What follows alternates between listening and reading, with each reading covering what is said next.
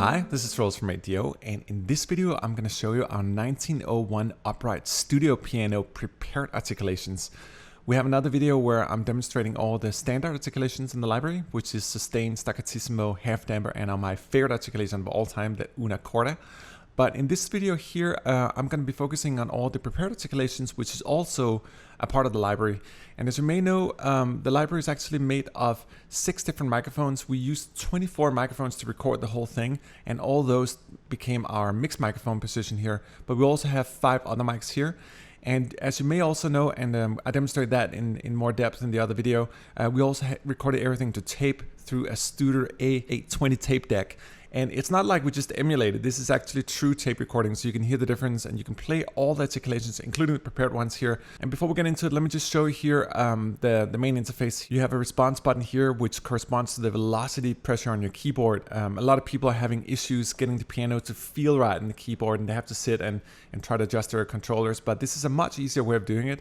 I prefer to have it down here around 10 o'clock, which means that I have a somewhat soft response. So the velocity layers, you have to play rather hard to trigger the harder ones, but it gives a more mellow, even playing style as well.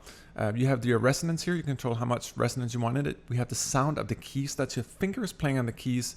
We got pedal volume, and I prefer to have that down pretty much around 9 o'clock.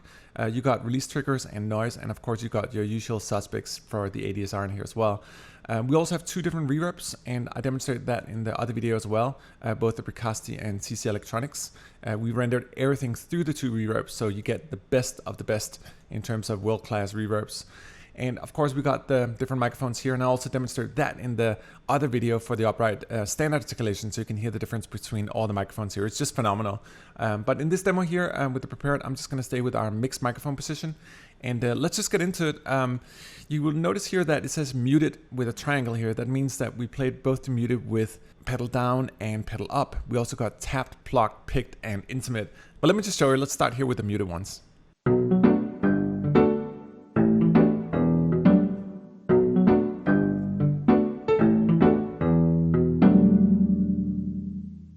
It's cute. I suppose that's like the 1901 version of a clavinet. Let me try to play a little more here with the muted. So this was obviously without the pedal, so I have very snappy, short, funky sound. But let me try to play it with the pedal down. You can hear the sound more sustained, a little more rich.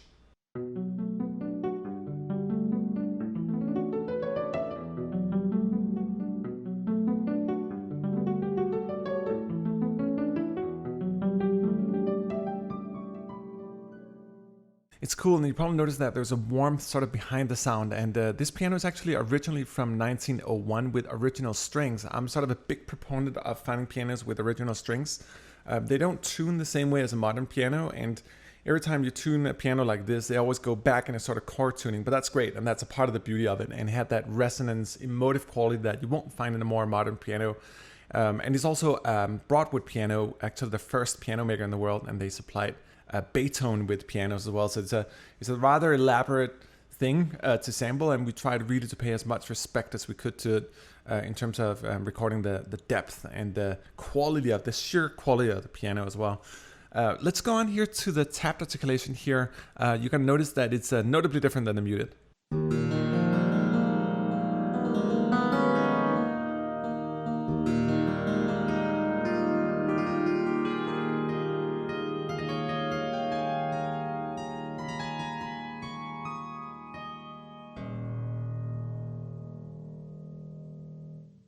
For me, that's somewhere between like a harpsichord and a classical guitar and an upright piano. It's just awesome, and we just tap the strings very gently.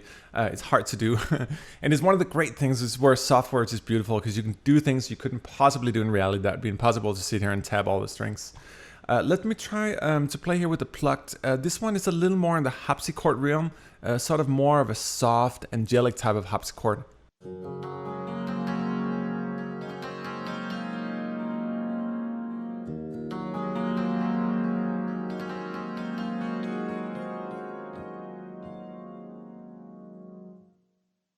I just totally dig the resonant qualities of the library. It's just, it has a bottom, a depth, a life. It's a great bottle of wine. It's been sitting around for a while, made by really, really excellent craftsmen. And you can hear it I think it doesn't have a generic sound. There's personality, there's life in there. Let me also try it here with the pick. We actually use guitar picks on the strings as well.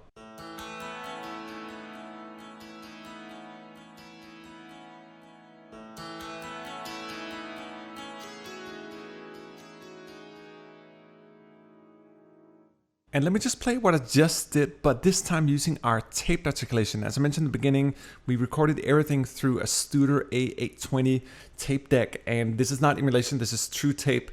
And one of the myths around tape is that they always make things warmer. And in my experience with tape, it's not necessarily just the warmth, but it's also the clarity. There's a pristine quality that somewhat gets lost in the digital one. It's hard to describe what it is. Maybe they get EQ'd more through the tape.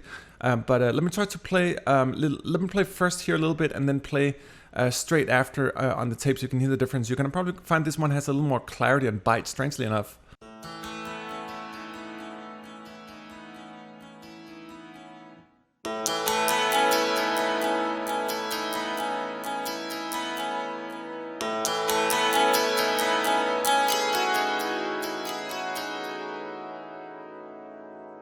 And let's wrap the video up here with the intimate articulation. Let me play it here actually with the tape as well. So you're gonna sense a little more of that definition in the sound, the clarity, the bite. There's a little more crispiness in it. It just sits differently than the digital stuff. It's all the rather subjective science, but there's absolutely a difference in it.